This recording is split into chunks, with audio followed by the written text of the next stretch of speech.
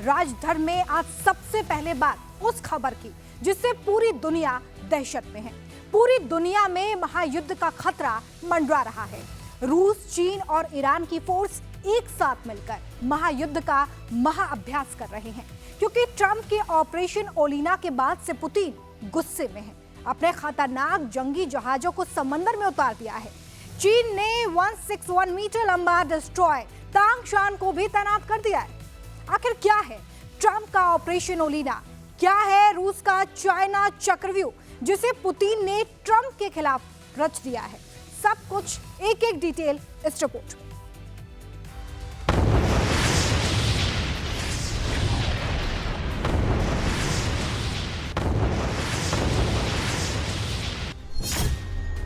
Putin के खिलाफ Trump की एक और बड़ी strike. We don't want to have Russia there. We don't want to have China there. And by the way, we don't want Russia or China going to Greenland. America ने जब्त किया एक और रूसी जहाज।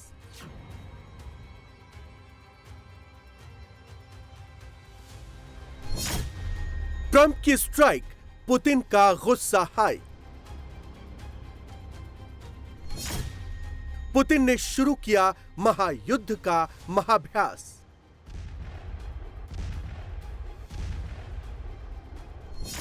अमेरिका पड़ा अकेला, यूरोप छोड़ेगा साथ। Che dobbiamo fare altrimenti? Chiaramente, la NATO? Dobbiamo chiudere le basi americane? Dobbiamo rompere i rapporti?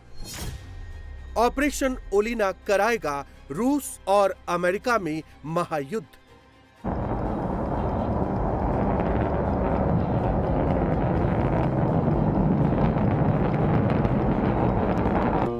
समंदर में ट्रंप ने एक बार फिर दादागिरी दिखाई है। अमेरिकी कोस्ट गार्ड ने एक बार फिर रूस पर बड़ी स्ट्राइक की है। अमेरिका ने एक बार फिर रूस के ऑयल टैंकर को जब्त कर लिया है। अमेरिकी फोर्स ने मैरिनेरा के बाद अब रूसी टैंकर ओलिना को जब्त कर लिया है। मैरिनेरा को नॉर्थ अटलांटिक महासागर से जब्त किया था, लेकिन ओलिना को कैरेबियन सी से जब्त किया है। अमेरिकी कोस्ट गार्ड्स ने ऑपरेशन ओलिना का वीडियो भी जारी किया है, जिसमें हेलीकॉप्टर से रस्सी के सहारे अमेरिकी फोर्स के जवान दिख रहे हैं। अमेरिकी सैन्य जवानों ने देखते ही देखते ऑयल टैंकर ओलिना पर कब्जा कर लिया। अमेरिकी फौज ने यह operation aircraft carrier USS Gerald R Ford से लॉन्च किया। पूरे अभियान के दौरान किसी तरह की झड़प या नुकसान नहीं हुआ। अमेरिका का कहना है कि ओलिना टैंकर पर सवार सभी लोगों को हिरासत में ले लिया गया है। अमेरिका की इस कार्रवाई से दुनिया भर में टेंशन है, क्योंकि ये 5वीं बार है जब अमेरिका ने किसी तेल टैंकर को कब्जे में लिया है। दरअसल अमेरिका ने वेनेजुएला पर प्रतिबंध लगा रखा है और इन प्रतिबंधों का हवाला देकर वेनेजुएला से तेल लेकर जाने वाले जहाजों को पकड़ा जा रहा है। In your conversations with these oil executives today, did you provide any security guarantees so that they can do their work safely in Venezuela? Yeah. And separately, Mr. President, They will have those guarantees. And separately, Mr. President, I'm curious in terms of the future of Venezuela. Do you see Venezuela now led by Delcy Rodriguez as an ally of the U.S.? Is that the way that you view that country right now? Well, right now they seem to be an ally, and I think it'll continue to be an ally. And we don't want to have Russia there. We don't want to have China there. And by the way, we don't want Russia or China going to Greenland, which if we don't take Greenland, you're going to have Russia or China as your next door neighbor. That's not going to happen. इससे पहले America ने 7 जनवरी को उत्तरी Atlantic महासागर में रूसी oil tanker Marinera को जब्त किया था। इस पर रूसी फ्लैग लगे हुए थे। मैरिनेरा टैंकर पर कुल 28 लोग मौजूद थे, जिनमें 17 यूक्रेनी, 6 जॉर्जियाई, 3 भारतीय और 2 रूसी नागरिक थे। दरअसल वेनेजुएला पर अमेरिकी प्रतिबंध की वजह से कई टैंकर सीधे तेल नहीं ले जा पा रहे थे, इसलिए वेनेजुएला और उसके खरीदार शैडो फ्लीट का इस्तेमाल कर रहे थे। शैडो फ्लीट का मतलब है ऐसे जहाज जो अपने असली स्थान और पहचान को छिपाकर तेल ले जाते हैं। ये टैंकर अपने ट्रांसपॉन्डर बंद कर देते हैं या झंडा बदल देते हैं, ताकि अमेरिका या दूसरे देश उन्हें ट्रैक न कर सके। इसे डार्क मोड भी कहते हैं।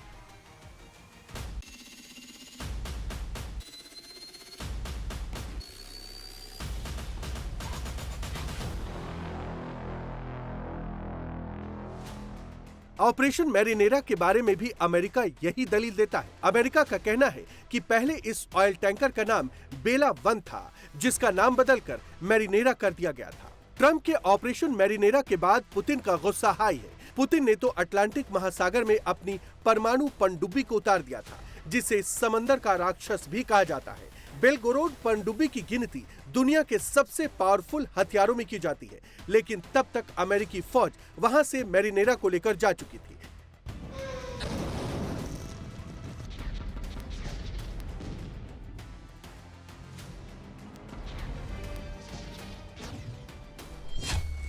जिसके बाद रूस ने अमेरिका को चेतावनी दी थी कि मैरिनेरा जहाज पर सवार रूसी नागरिकों के साथ अगर कुछ गलत हुआ तो अंजाम बुरा होगा, जिसके बाद अमेरिका ने रूस के 2 नागरिकों को छोड़ दिया था।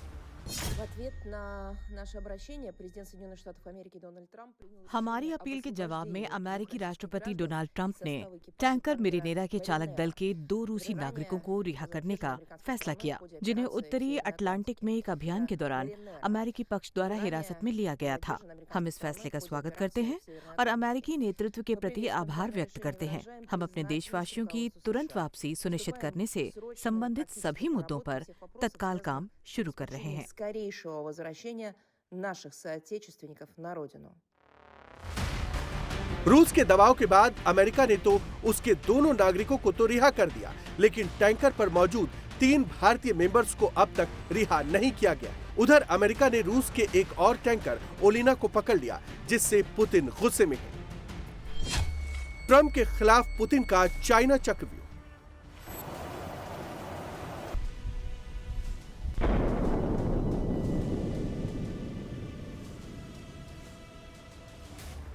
पुतिन ने शी जिनपिंग और खामेनेई के साथ मिलकर ट्रंप के खिलाफ महायुद्ध की तैयारी शुरू कर दी है। चीन, रूस और ईरान के खतरनाक जंगी जहाज दक्षिण अफ्रीका के समुद्री तट पर पहुंच गए।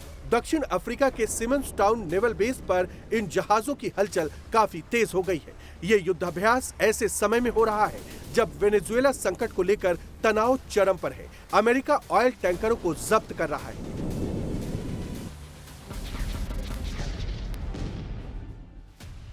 दक्षिणी अफ्रीका में महायुद्ध की महातैयारी का विरोध भी शुरू हो चुका है।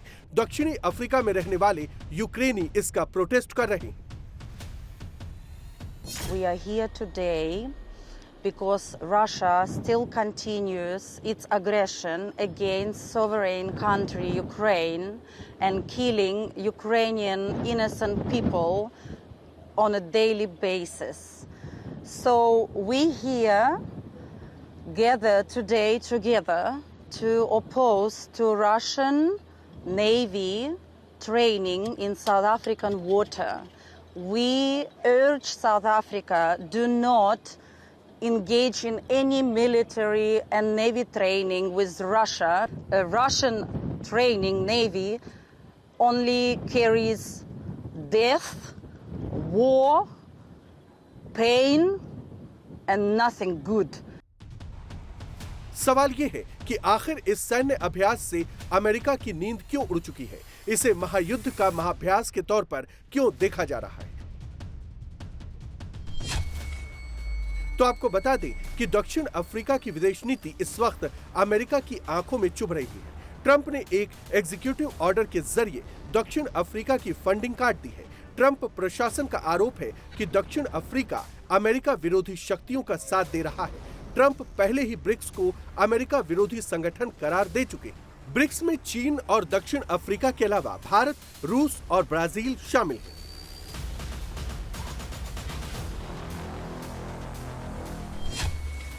जो ट्रंप के सीने में चुभ रही है, इसलिए ट्रंप अब चीन की ऑयल सप्लाई को काटना चाहते हैं।